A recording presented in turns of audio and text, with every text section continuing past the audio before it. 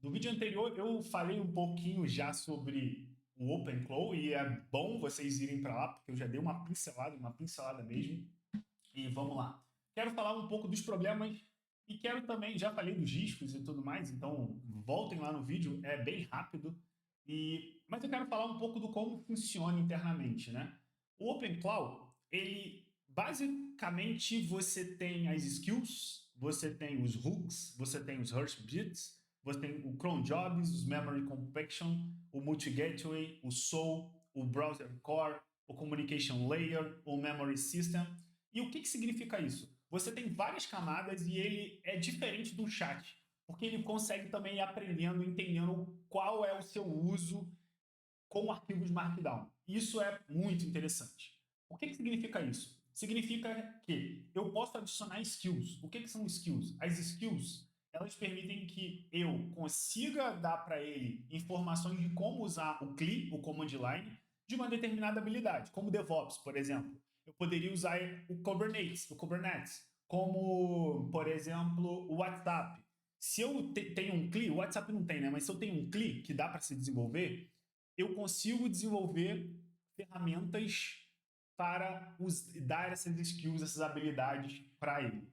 Então, eu vou mostrar para vocês que esse conceito de skills ele já é muito difundido e tem até um site que é Skill SH Skills SH, se não me engano. Aqui.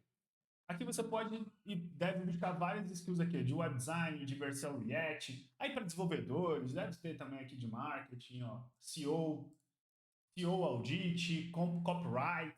Então você pode dar várias habilidades para eles. Ó, vamos ver aqui, ó. Aqui vai falar um pouquinho do quais habilidades que ele tem, ó. O técnico de SEO, o crawler, o robots TXT, ele checa, bababá. Então aqui são várias habilidades. Você pode pegar e baixar essas habilidades aqui e adicionar também lá. Então, isso é uma das habilidades interessantes, porque você dá poder para ele, certo? E é importante vocês também limitarem esses poderes, tá? Então, tem um conceito também de hooks. O que é os conceitos de hooks? Os hooks são gatilhos, então eu posso fazer ele reagir a um determinado tipo de contexto. Esses hooks são bem interessantes, gente, porque, por exemplo, se eu falo assim, sei lá, quando chegar uma notificação no e-mail, eu executo alguma ação X. Eu posso fazer. Então, via hook, ele vai conseguir trabalhar dessa maneira e eu consigo criar esses gatilhos de maneira bem interessante também. Tá bom? Uh, Deixa eu ver aqui. O Heartbeat, que é algo mais proativo. A diferença dele desses chats passivos e do OpenCall é possuir esse motor. Isso é um pulso do coração, tá? Ele mantém acordado e proativo. É uma funcionalidade assim, extremamente interessante, porque é um intervalo de agendamento e ele acorda, lê os próprios logs, verifica alguns sinais externos, por exemplo, uma notificação de e-mail, ou alguma outra notificação, e decide, por exemplo, o que ele deve fazer, sem alguma intervenção sua, sem um humano intervir. Então, de maneira mais proativa, ele consegue executar algumas ações. Isso é bem interessante também. Então, a gente pode também fazer gerenciar com um arquivo chamado soul. E aqui, ele é um Markdown, ele é um ponto Markdown. Isso que é o mais interessante. Ele é um MD, um Markdown, que você descreve mesmo a alma do seu agente, como ele é, qual é a produtividade dele. Exemplo, o meu agente trabalha com a parte de marketing, de criatividade, e ele precisa verificar os e-mails, analisar as páginas, analisar o tráfego pago, começar a extrair informações e, sei lá, gerar uma landing page toda semana para eu verificar essas informações. Um exemplo. Então, eu consigo, de maneira proativa, sem colocar um agendamento, ele ficar ali analisando essas informações. As skills, como eu falei, são as habilidades que esses agentes têm, então a gente pode criar o skill.md, também um arquivo MD, tá, gente? Com descrição mesmo de quais habilidades ele tem. Então a gente pode fazer instalações, isso via terminal também. E o mais interessante é que eu consigo ter vários markdowns aqui integrados e um se comunicando, uma funcionalidade se comunicando com a outra. Isso é magnífico, é muito interessante, certo? Então, beleza. Eu tenho o conceito de cron job. O conceito de cron job é agendamento. Então, sei lá, se todas as segundas-feiras eu quero receber um report. No meu caso, por exemplo, eu tenho uma news que todos os dias de manhã, na parte da manhã, às 6 horas da manhã, ele faz um web scrap às 4 da manhã de tudo que saiu sobre inteligência artificial, porque no meu trabalho eu preciso já estar sempre à frente também, mas também na minha vida pessoal, porque eu gosto de experimentar ferramentas. Então, é interessante você criar para sua necessidade, mas no meu caso, supre de maneira bem interessante.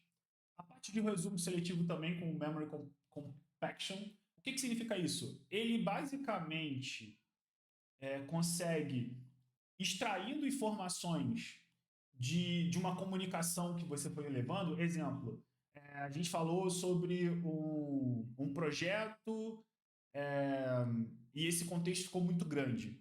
Ele vai resumir, vai pegar os pontos chaves ali. Um exemplo, você falou do projeto, o nome do projeto, você falou das descrições do projeto. Então, isso vai tudo para lá, porque é importante. Ele consegue fazer esse resumo seletivo e compactar para uma nova sessão, caso necessário. Essa parte de multi-grade é muito interessante também, porque ele consegue integrar os conhecimentos.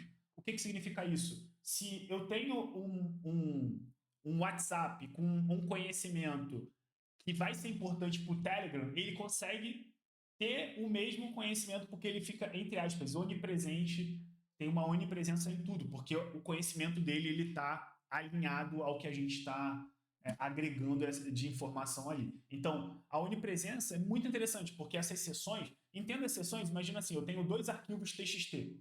Então, esses 2 arquivos TXT têm comunicações distintas. Mas eu tenho o terceiro arquivo TXT que ele fica se comunicando.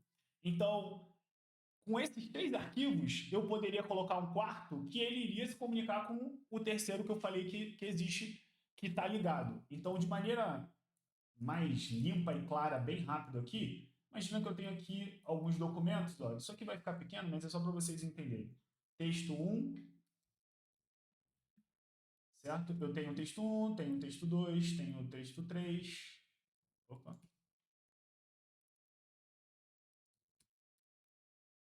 E aí, todos vão se comunicar com esse daqui. Aqui vai ficar meio ruim, né? Mas espera aí.